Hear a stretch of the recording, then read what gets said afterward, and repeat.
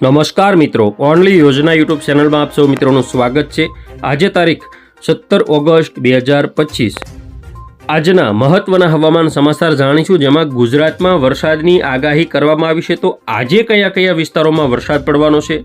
ગઈકાલે પણ ગુજરાતના 150 કરતાં વધુ તાલુકાની અંદર વરસાદ નોંધાયો, જેમાં 3 ઇંચ સુધીનો વરસાદ પણ કેટલાક વિસ્તારોમાં નોંધાયો છે।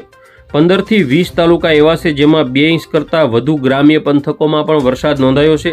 3 થી 4 ઇંચ સુધીના આંકડાઓ પણ મળી રહ્યા છે। તો આ રીતે ગુજરાતમાં વરસાદની એન્ટ્રી કાલથી ધમાકેદાર એન્ટ્રી કાલથી થઈ છે। બાકી 2 દિવસથી વરસાદ પડી રહ્યો છે।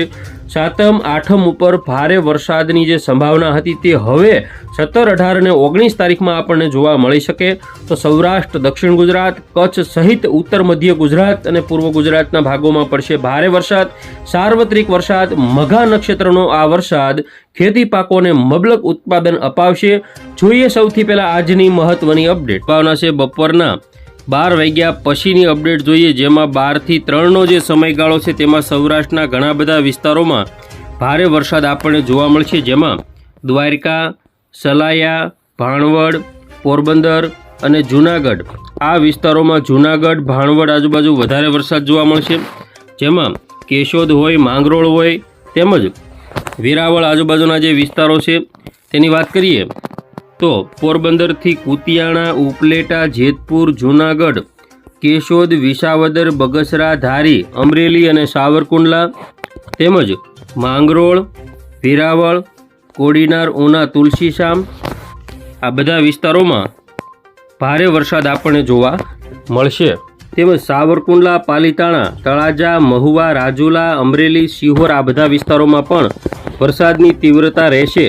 તેમજ ગોંડલ પંથક હોય, શાપર, વેરાવળ, જસદણ, ગઢડા, બોટાદ, બરવાળા, વલભીપુર, બાબરા આ બધા વિસ્તારોમાં પણ મધ્યમથી ભારે વરસાદ જોવા મળશે। જામનગર હોય, ધ્રોલ હોય, સાવડી, મોરબી, વાંકાનેર, થાન, સુરેન્દ્રનગર, લીંબડી, રાણપુર, ચોટીલા આ બધા વિસ્તારોમાં વરસાદ જોવા મળશે। માલવિયા, નવલખી, હળવદ, ધ્રાંગધ્રા, વિરમગામ, નળ સરોવર સાઈડના વિસ્તારો હોય, અમદાવાદ અને ગાંધીનગર આજુબાજુના જે વિસ્તારો છે, મહેમદાવાદ હોય, મહુધા, ડાકોર, આણંદ, તારાપુર, બોરસદ તેમજ ગોધરા સાઈડના જે વિસ્તારો છે વાત કરીએ, ગોધરા, પીપલોદ, દાહોદ, છોટાઉદેપુર, ચાંપાનેર, વડોદરા, ડભોઈ, દક્ષિણ ગુજરાતમાં ભરૂચથી જંબુસર, કરજણ, દહેજ, સિનોર તેમજ ડેડિયાપાડા, વંકલ આજુબાજુના વિસ્તારો, કોસંબા, સુરત, બારડોલી, તાપી,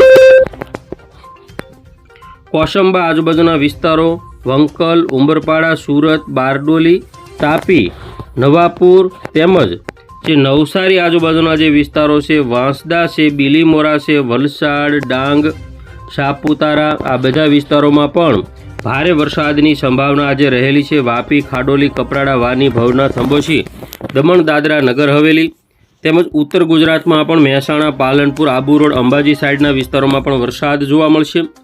જોઈએ આજે સાંજના 6 વાગ્યાની અપડેટ, જેમાં કચ્છની અંદર પણ ભારે વરસાદની જમાવટ થશે, જેમાં લખપત હોય, ખાવડા હોય, ભુજ હોય, નલિયા હોય, માંડવી, ગાંધીધામ અને રાપર, નખત્રાણા સહિતના વિસ્તારો હોય।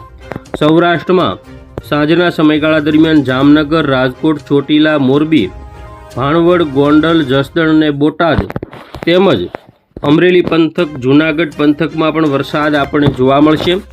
વાત કરીએ હવે ઉત્તર ગુજરાતની, જેમાં બપોર પછી સાંજના 4 થી 6ના સમયગાળામાં રાધનપુર, મહેસાણા, હિંમતનગર, ડુંગરપુર, ખેડબ્રહ્મા, પાલનપુર, અમદાવાદ, કપડવંજ, લુણાવાડાથી મધ્ય ગુજરાતથી લઈ ઉત્તર ગુજરાત સુધીના તમામ વિસ્તારોમાં વરસાદ જોવા મળશે। દક્ષિણ ગુજરાત, પૂર્વ ગુજરાતના ભાગોમાં પણ વરસાદ જોવા મળશે। રાત્રિની વાત કરીએ તો રાત્રે પણ ઉત્તર ગુજરાતના જે વિસ્તારો છે, થરાદ, આબુ રોડ, પાલનપુર, ખેડબ્રહ્મા, હિંમતનગર, મહેસાણા, રાધનપુર તમામ વિસ્તારોમાં વરસાદ જોવા મળશે। મધ્ય ગુજરાતમાં વિરમગામ, અમદાવાદ, કપડવંજ, ગાંધીનગર, ધોળકા, નડિયાદ, ગોધરા, દાહોદ, વડોદરા, છોટાઉદેપુર, અલીરાજપુર આ તમામ વિસ્તારો હોય કે જેમાં ભારે વરસાદ પણ જોવા મળી શકે છે।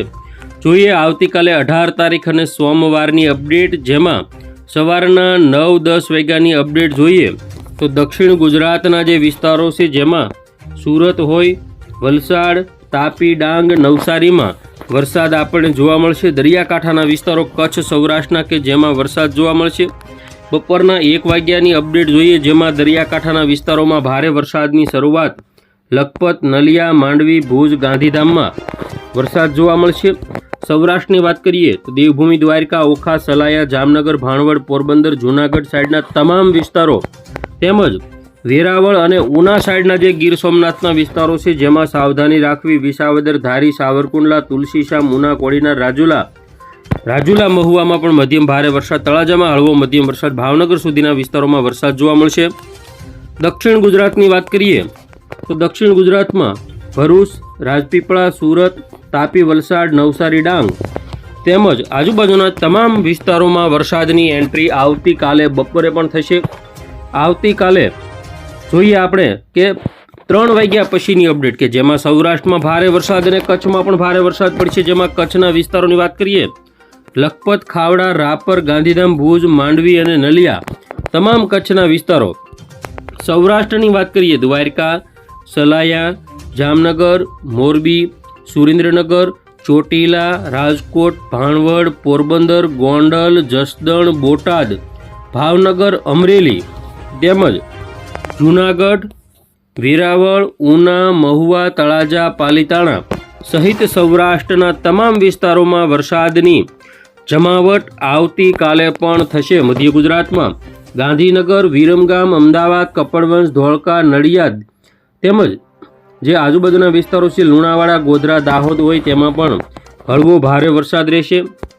વડોદરાથી ભરૂચ, રાજપીપળા તેમજ સુરત આજુબાજુના વિસ્તારો સુરત, તાપી, વલસાડ, નવસારી, ડાંગ કે જેમાં પણ ભારે વરસાદથી હળવો મધ્યમ વરસાદ આપણને આવતીકાલે બપોર પછીના સમયગાળામાં જોવા મળશે.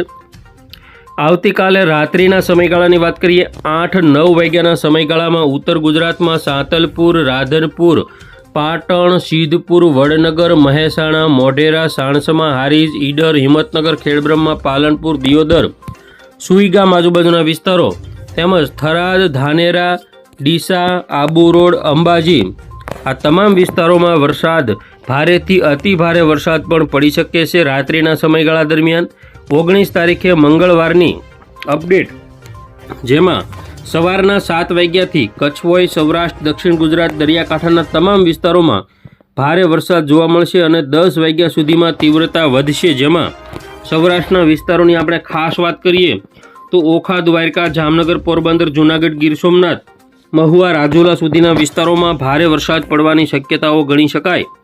વાત કરીએ 12 વાગ્યા પછીની અપડેટ જેમાં 12 થી 3ના સમયગાળામાં સમગ્ર કચ્છ, ખાવડા, નલિયા, ગાંધીધામ, ભુજ, ભચાઉ, દ્વારકા, જામનગર, રાજકોટ, મોરબી, સુરેન્દ્રનગર, બોટાદ, ભાવનગર તેમજ અમરેલી, ગીર સોમનાથ, જૂનાગઢ, રાજકોટ આ તમામ વિસ્તારોમાં ભારે વરસાદ જોવા મળશે.